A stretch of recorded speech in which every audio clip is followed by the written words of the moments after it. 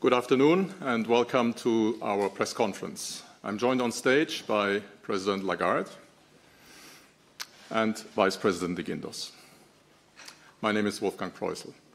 As we are connected via video to some who are connected on screen, I would like to ask you to turn on your camera and your microphones if you ask questions later on. And with that, I give the floor to President Lagarde. Thank you very much. So good afternoon. The Vice President and I welcome you to our press conference. Inflation is projected to remain too high for too long. Therefore, the Governing Council today decided to increase the three key ECB interest rates by 50 basis points, in line with our determination to ensure the timely return of inflation to our 2% medium-term target. The elevated level of uncertainty reinforces the importance of a data-dependent approach to our policy rate decisions, which will be determined by our assessment of the inflation outlook in light of the incoming economic and financial data, the dynamics of underlying inflation, and the strength of monetary policy transmission. We are monitoring current market tensions closely and stand ready to respond as necessary to preserve price stability and financial stability in the euro area. The euro area banking sector is resilient, with strong capital and liquidity positions. In any case, our policy toolkit is fully equipped to provide liquidity support to the euro area financial system if needed, and to preserve the smooth transmission of monetary policy. The new ECB staff macroeconomic projections were finalized in early March, before the recent emergence of financial market tensions. As such, these tensions imply additional uncertainty around the baseline assessments of inflation and growth. Prior to these latest developments, the baseline path for headline inflation had already been revised down, mainly owing to a smaller contribution from energy prices than previously expected. ECB staff now sees inflation averaging 5.3% in 23, 2.9% in 24, and 2.1% in 25. At the same time, underlying price pressures remain strong. Inflation, excluding energy and food, continued to increase in February, and ECB staff expects it to average 4.6% in 23, which is higher than foreseen in the December projections. Subsequently, it is projected to come down to 2.5% in 24 and 2.2% in 25, as the upward pressures from past supply shocks and the reopening of the economy fade out, and as tighter monetary policy increasingly dampens demand. The baseline projections for growth in 23 have been revised up to an average of 1% as a result of both the decline in energy prices and the economy's greater resilience to the challenging international environment. ECB staff then expect growth to pick up further to 1.6% in both 24 and 25, underpinned by a robust labour market, improving confidence, and a recovery in real incomes. At the same time, the pickup in growth in 24 and 25 is weaker than projected in December, owing to the tightening of monetary policy. The decisions taken today are set out in a press release that is available on our website. I will now outline in more details how we see the economy and inflation developing, and will then explain our assessment of financial and monetary conditions. Turning to the economic activity first. The euro area economy stagnated in the fourth quarter of 2022, thus avoiding the previously expected contraction. However, private domestic demand fell sharply. High inflation, prevailing uncertainties and tighter financing conditions dented private consumption and investment, which fell by 0.9% and 3.6% respectively. Under the baseline, the economy looks set to recover over the coming quarters. Industrial production should pick up as supply conditions improve further, confidence continues to recover, and firms work off large order backlogs. Rising wages and falling energy prices will partly offset the loss of purchasing power that many households are experiencing as a result of high inflation.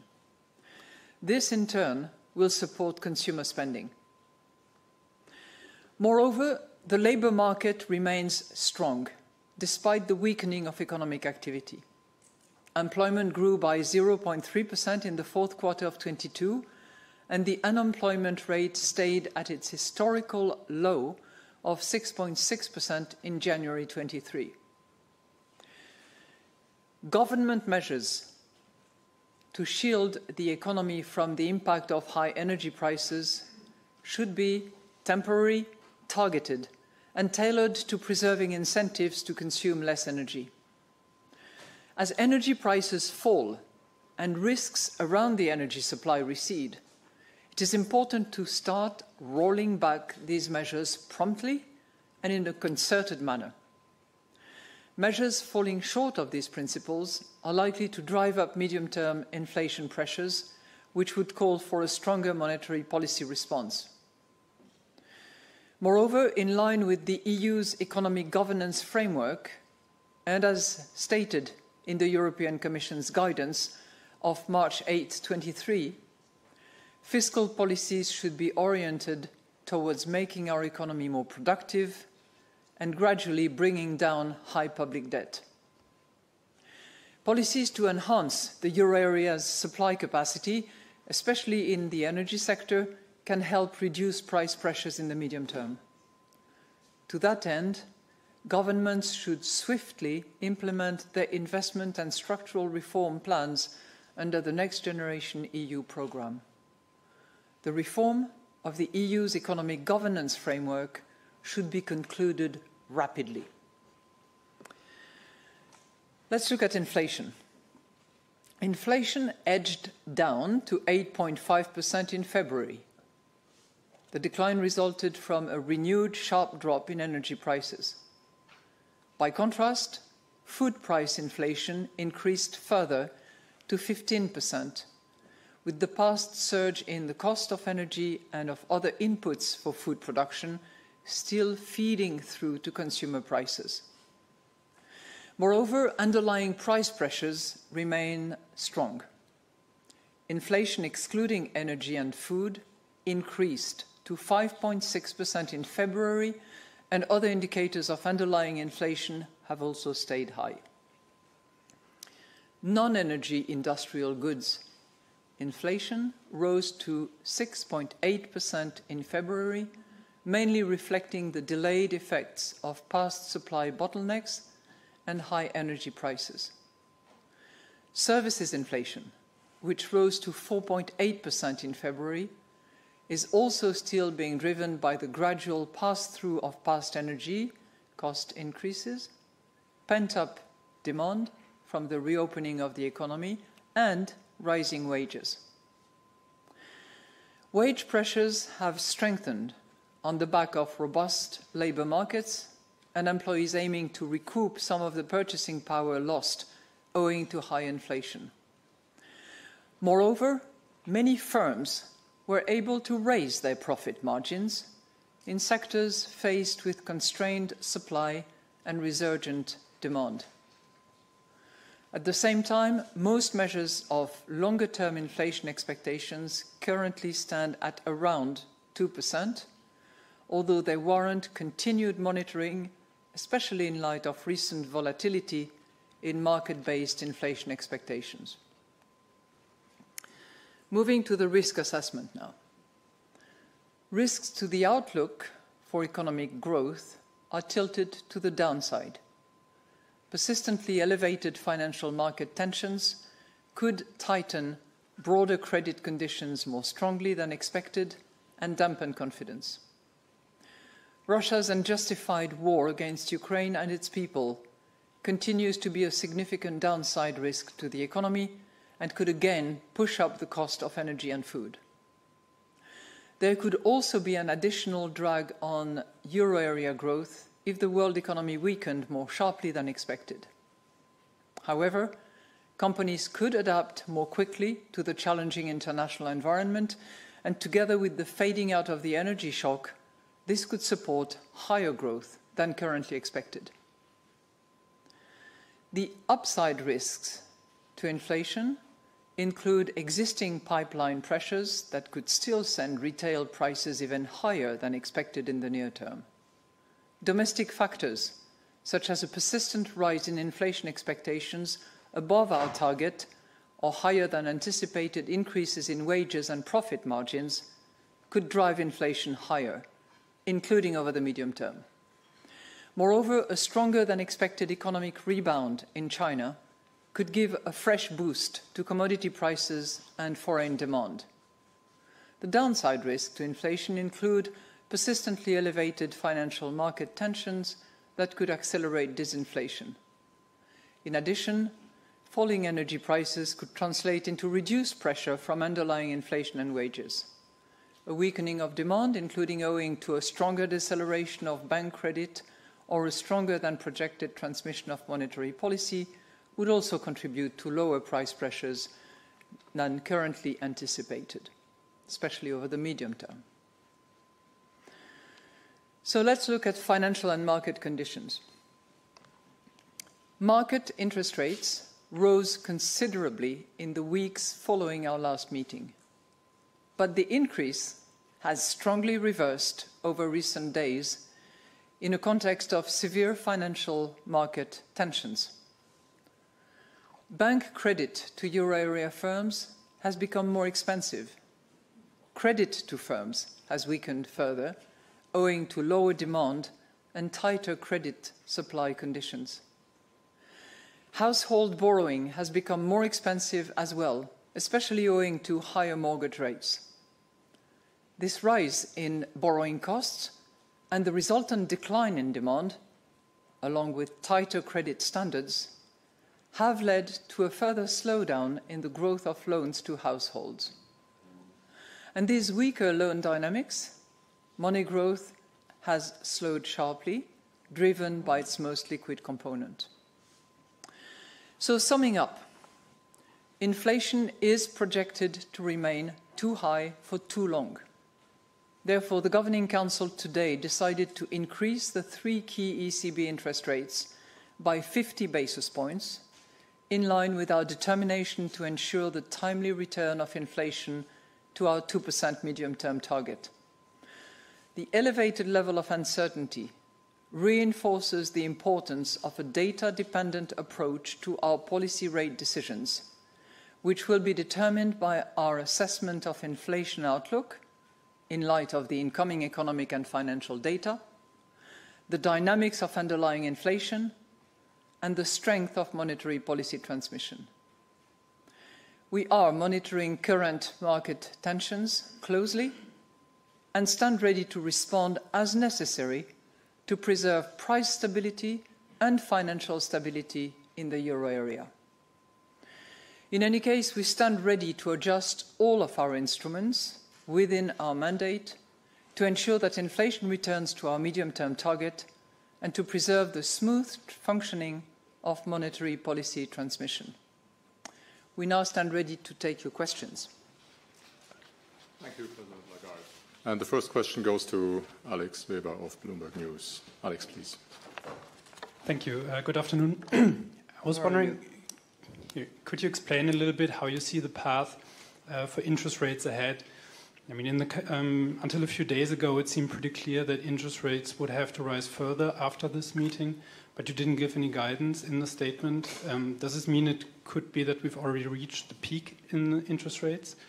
And then secondly, regarding the banking sector more broadly, a lot of people have drawn parallels to between what happened at Credit Suisse and Silicon Valley Bank and failures we've seen at the last financial crisis like Bear Stearns. Do you see any risks that we're on the verge of a systemic crisis like in 2008?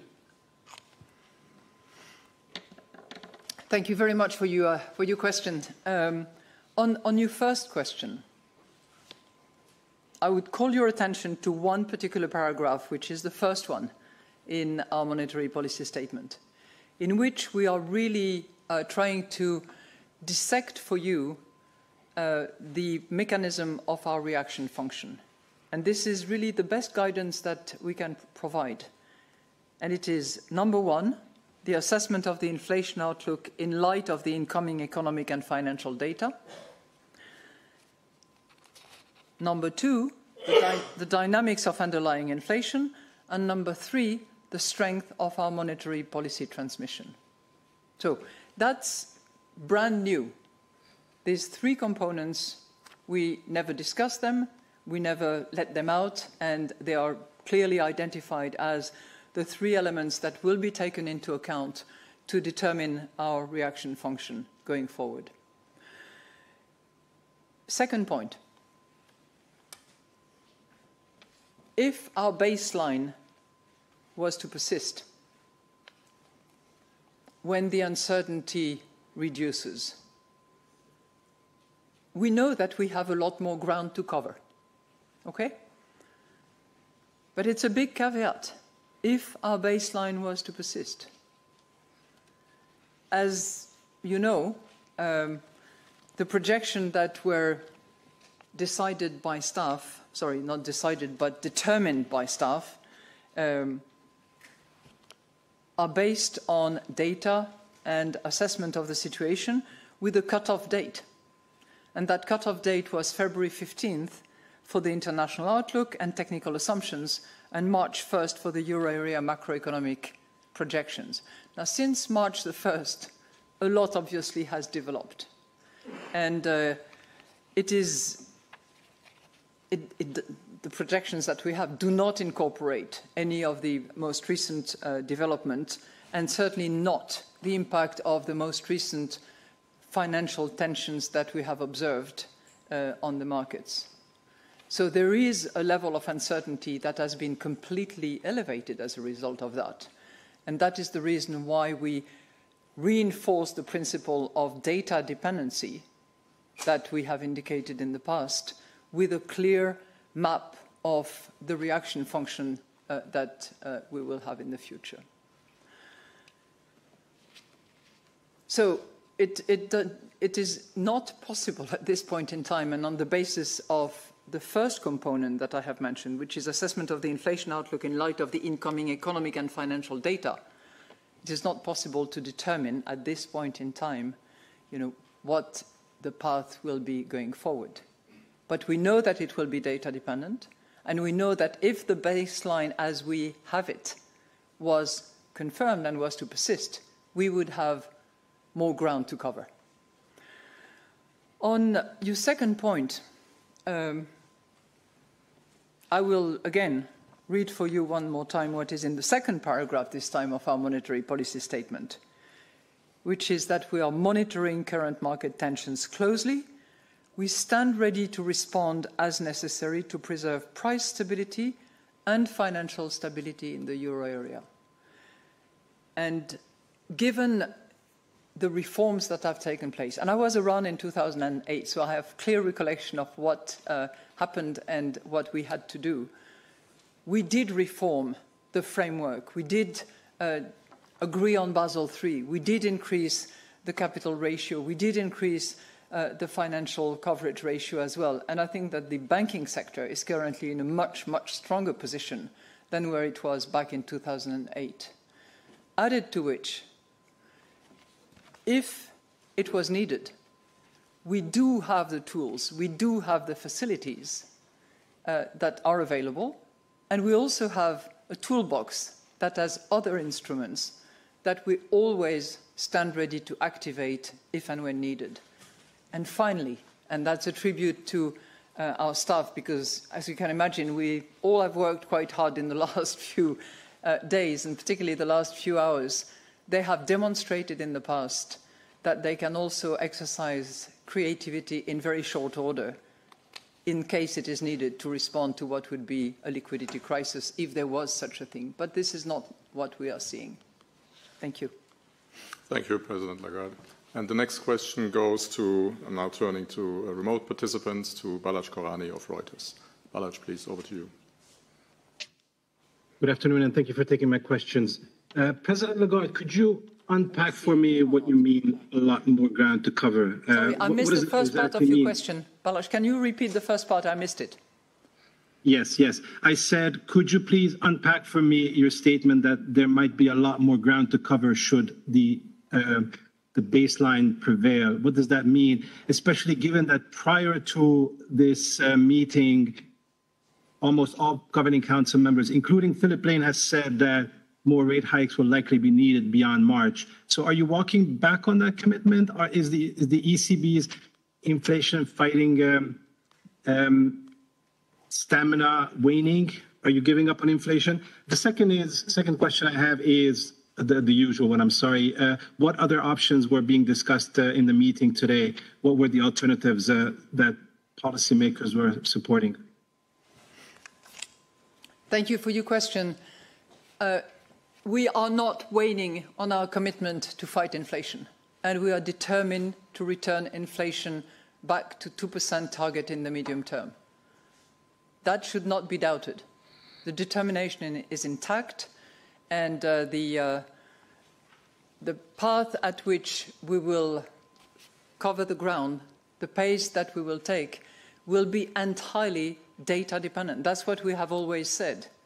And we are saying on this specific occasion that given the level of uncertainty that has been significantly increased as a result of the most recent financial tensions and development, given that level of uncertainty, it is better to make the decision that we believe is a robust decision with our 50 basis points increase, and then see what the data tell us and what next assessment we make on the basis of that data. But let me reassure you, we are determined to fight inflation and return it to 2%. And we will take the measures that are necessary. They will be data dependent, and they will function on the basis of these three parameters that I have just mentioned to illustrate what our reaction function is. You had a second question, which you said was a repeat of previous questions, which I think had to do with any other options, what has happened behind those closed doors, and I fully appreciate the question. I have to tell you that the Executive Board proposed that option which is described in the monetary policy statement, and that no other option was proposed. I can also tell you that the decision was adopted by a very large majority, with 3 or 4 that did not support the decision, not in its principle, because they were ready to go for that decision, but they were keen to probably give a bit more time to see how the situation unfolds and what additional data we can collect. But otherwise, it was a very large majority decision. And I would say taken in rather record time. Thank you. Thank you, President Lagarde. I would like to now turn to Kolja Ruzio of the German weekly Die Zeit. Kolja, please.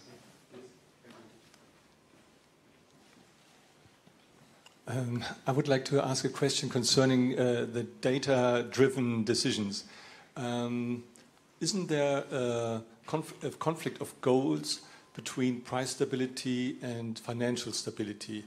And to what extent do you consider slowing down the pace of rate hikes because of financial stability? Do you have to? slower down, perhaps, because of financial stability? That is my first question. And the second, were you surprised by the financial problems we see now in the US, and we saw last year in the pension funds in the UK? Was this a surprise, or is it something which was expected perhaps by monetary policy experts? Well, let me be pretty clear on that point as well. I believe that there is no trade-off between price stability and financial stability. And I think that, if anything, with this decision, we are demonstrating this. We are addressing the price stability issue by raising interest rate by 50 basis points, which is what we had intended, and because inflation is projected to remain way above our target and for too long. And separate from that, we also are monitoring market tensions. We stand ready to provide any kind of additional facilities if needed.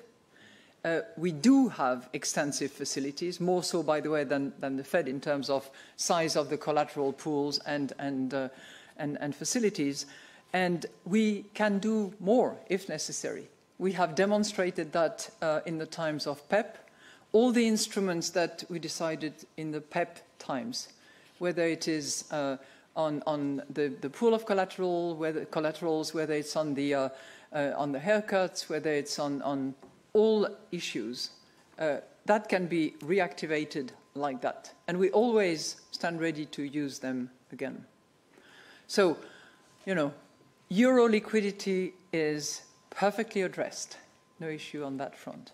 So there's no trade-off. We have to do our job. This is primary objective, price stability. And as I said, in the identification of the three components that will inform our decision, that will determine our reaction function, you find the word financial, if you look carefully. You have assessment of the inflation outlook in light of the incoming economic and financial data. So the financial issues are captured in order to assess inflation. So there is no trade-off. We have financial stability very much as part of our radar screen and the tools that we can deploy, but there is no trade-off between the two. Did you want to add to that, Vice President? Well, first of all, good afternoon. Well, from a financial stability standpoint, and the perspective is quite clear. If you look at the industry as a whole, as the President has indicated before, the situation of the European banks, they are resilient. Capital is much higher than it was 10, 15 years ago, before the global financial crisis. The liquidity position of the European banks is robust. If you look at the liquidity ratios, on average, they are clearly above the minimum requirements and even the pre-pandemic levels. And even if you look at the composition of these liquidity buffers, they are high quality, very high liquidity assets. So in that respect, the composition is quite positive. And finally, there is something that I think that is relevant, is the increase in interest rates. Well, is positive in terms of the margins of the European banks.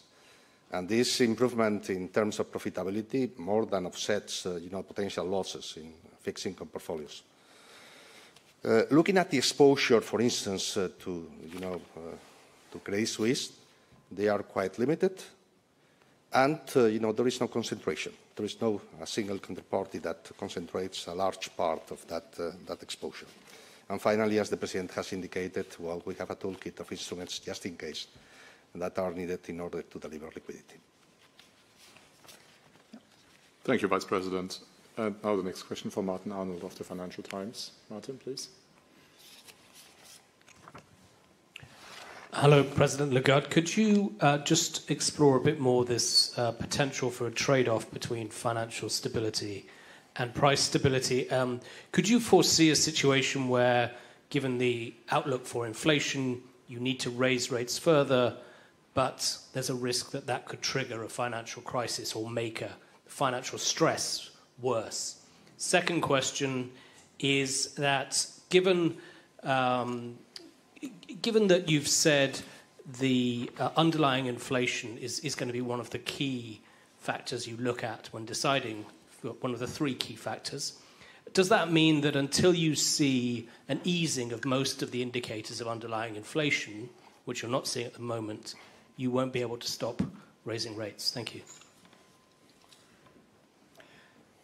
Thank you, Martin, for your questions, the two questions. On the first one, as I said earlier, we don't see any trade-off between price stability and financial stability. And we will address each of these two with their respective instrument.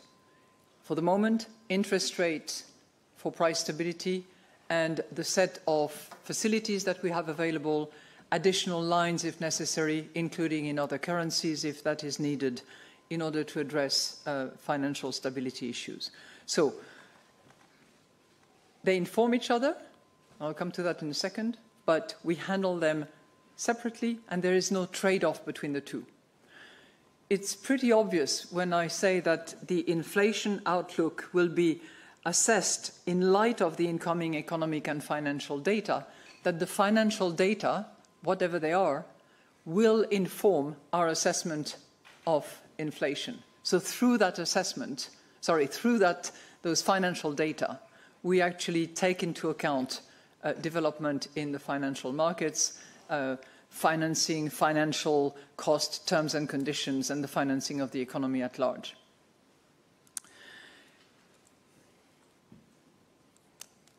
Your second question had to do, if I recall, with my second. Sorry, wait a minute. I need to get back to my second item. Yeah, because you did refer to the key, but it's the second. The first one that we mentioned is the assessment of inflation outlook in light of economic and financial data, and it needs to be confirmed by the underlying component of inflation. And on that front, we are again going to be data dependent. And it is obvious that as long as we see underlying component of inflation going up, this is not going to stop our fight against inflation. So we will need to receive confirmation on the underlying component of inflation. We will need to receive confirmation that we are heading in the direction of our target of 2%. We are seeing some slight improvement in certain areas, but frankly, not a lot. And we know that whether you look at core, which is one of the components of the underlying inflation, or whether we look at, other dissection of inflation, and in particular when we look at services, it's not yet heading in the direction that would confirm the inflation outlook that we have. Thank you, President. And the next question goes to Isabella Bufacchi of Il Sole 24 Ore. Isabella, please. Thank you for the opportunity. Good afternoon. My question is... Good to see you in real life, not on screen. Thank you. My question is on the mentioning of monetary policy transmission, which comes in your decisions in the three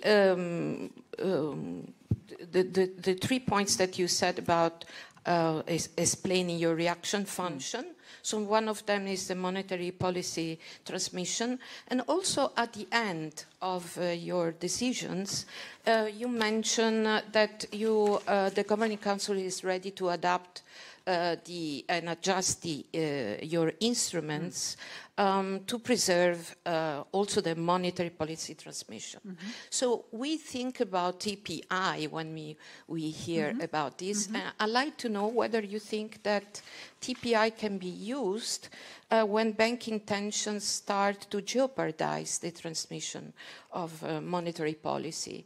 And whether in your fully equipped toolkit you could also consider to adjust the pace of the reduction of the holdings of securities under the asset purchase program, so the QT. First of all, on monetary policy transmission, I will be giving a speech soon about monetary policy transmission and about the first leg of monetary policy transmission and the second leg of monetary policy transmission.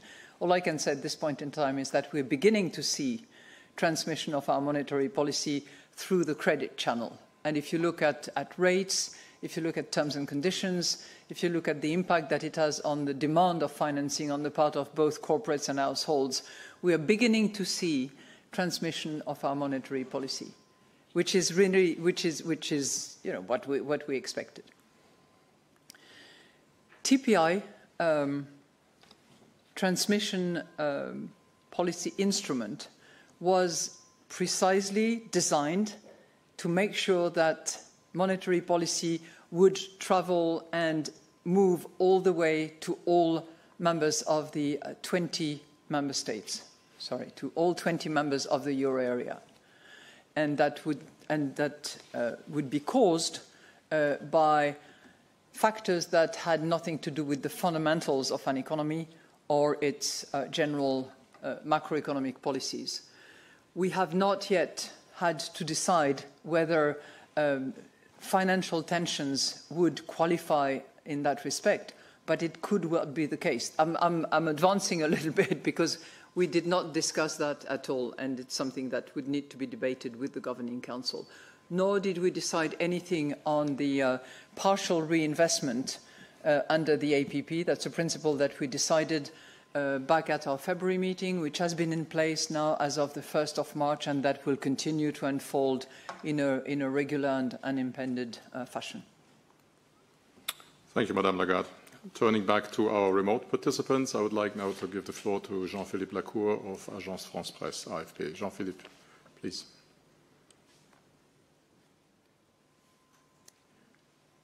Yes, now you can hear me and see me, I hope. Yes. Okay, good afternoon, Madame la Présidente. One question on these underlying components of inflation you mentioned. Do you put the significant contribution of profit margins into these components? Because the profit margin seems to develop well, and that could maybe put some questions on the narrative of the ECB, very focused on the risk, either on the wage price loop. And I would like to hear what you think about this contribution of corporate profits to inflation.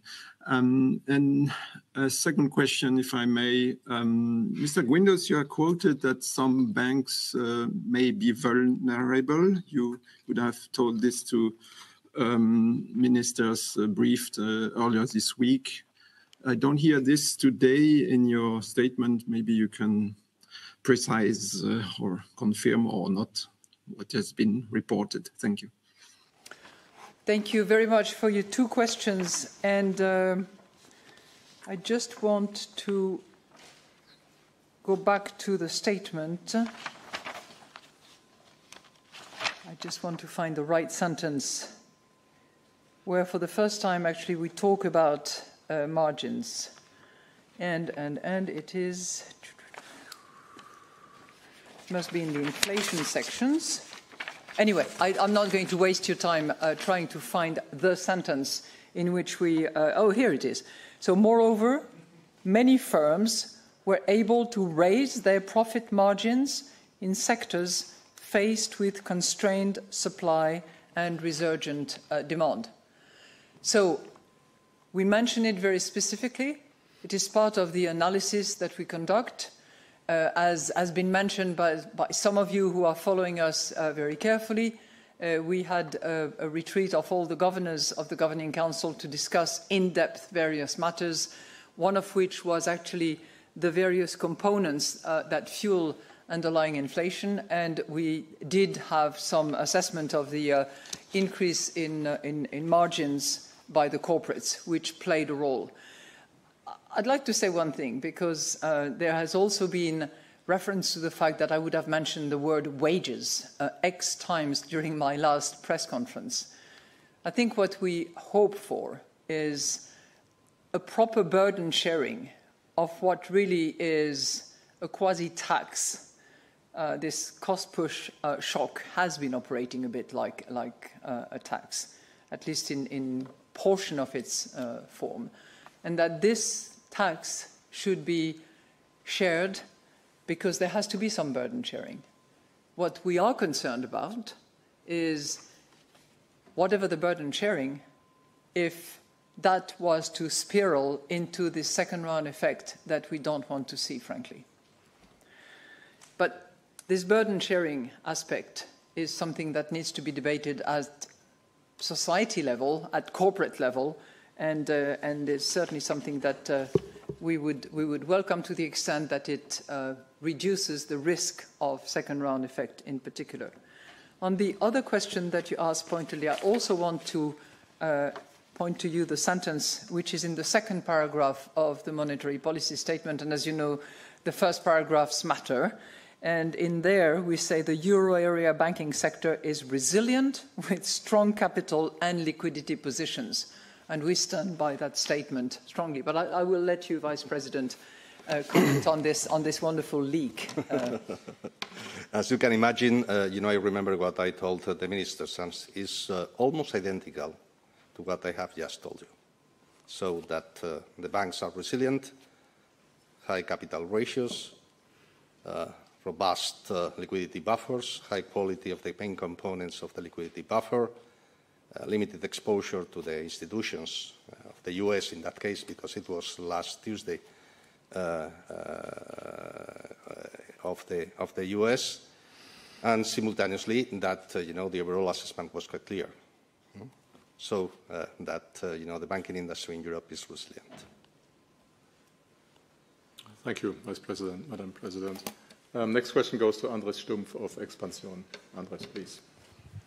Good afternoon, Madam President. When you talk about clear activity of the staff, do you think that if needed, the ECB could come up with a tool like the one presented by the Federal Reserve, accepting bonds like at par instead of market value, or would it face legal constraints? And I have a second question, if I may. You have visited Spain recently, and I'm sure you are aware that there's a concern about the low remuneration on deposits there. Banks say that this is because they have plenty of liquidity from the ECB. So I was wondering if you think that the low deposits are going to continue until TLTROs mature, or it is something different and you are not in the same point as the banks. Thank you. Well, thank you. Thank you for your two questions. So when I say that I have full confidence in staff creativity, what I mean is that I have seen them in action. They've been there, they've done it. And on the occasion of COVID, for instance, they were able in very short order to put together programs that proved extremely efficient in order to resist the downside effect of the crisis. So those tools exist. They are strong, they are powerful, and they can be reactivated anytime. We always stand ready to do that. Added to which the facilities that we have currently are probably broader and more accessible than the ones that pre-existed at the Fed. So I don't see the need at this point in time to explore any alternatives to the tools that we have, because I think that they function. If it was needed at some point in time, of course, I know staff will stand up to the occasion and will also look at what can be done within our mandate and in accordance with the rules of the treaty under which we are governed. On the issue of remuneration of deposits, I have spoken my mind on Spanish television, and I have observed that in quite a few countries now, the DFR is taken into account in order to determine the rate at which deposits are remunerated, either deposit at sight or term deposits. And that, obviously, this is something that needs to be debated between the clients and their banks. But I observe that there are quite a few countries where banks actually do that, and competition between them is facilitating that process. Thank you, Madam Lagarde. The next question goes to Eshe Nelson of the New York Times. Eshe, please. Hi, good afternoon. Good afternoon. You I would like to go back to this point about the incoming economic and financial data. I mean, in the past meetings, we've heard a lot about what the economic data is, the underlying inflation data. Could you detail a little more what the financial data is that you'll be watching? And is there a new emphasis on this data, or has it always kind of been there? And then my second question is, how much has the volatility we've seen in bank stocks recently as the meeting was happening affected today's decision, not necessarily the interest rate decision, but the choice to not kind of lay the path ahead more clearly? Thank you. I like your last word, clearly. This is something that we are longing for, clarity. Because obviously we work on the basis of data, of observations, of facts, and there is currently, for the reasons that I have mentioned in my monetary policy statement, a degree of uncertainty that pre-existed, but that has certainly been amplified by the most recent financial tensions that we have observed in the last few days.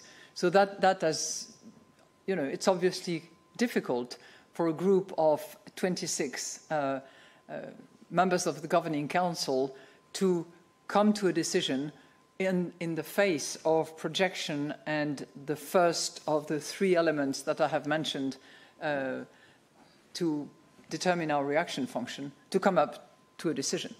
But we were certainly confident that this 50 basis points rate increase was a robust decision, considering the ground that needs to be covered. What financial data do we look at? We are particularly concerned, obviously, about our monetary policy transmission. So we look very carefully, using various analytical tools. We look at credit to corporates, credit to households, terms and conditions, restrictions eventually, if they were to be observed, to assess whether the financial conditions are tightening and what impact this tightening of financial conditions will then have on the economy. Those are the key components that we assess to determine our monetary policy transmission. Thank you, President. And the next question, going back to our remote participant, goes to Tom Fairless of the Wall Street Journal. Tom, please.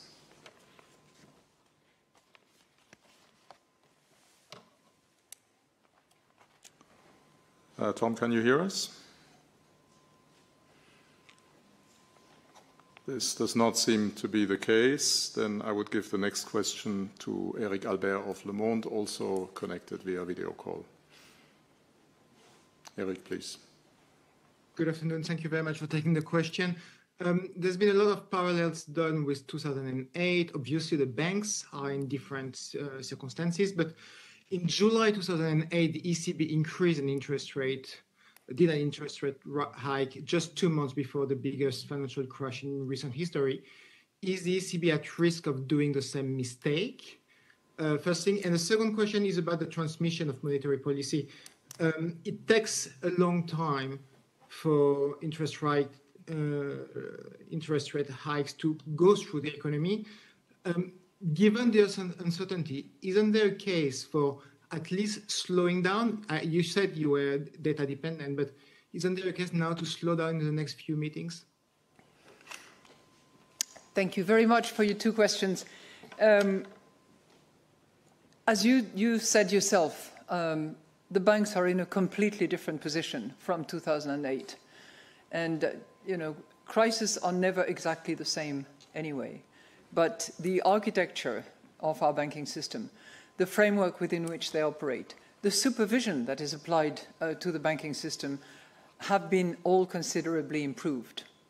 So, obviously, we're mindful of our history and what has been done in the past, but we are all confident that the decision that we made today is a robust decision, was called for, was needed, and we have, as you have noticed, I'm sure, indicated very precisely that as to the future, we would be data dependent. And that, I think, is predicated on the fact that we need to have a better assessment once the financial tensions on the markets abate in the future.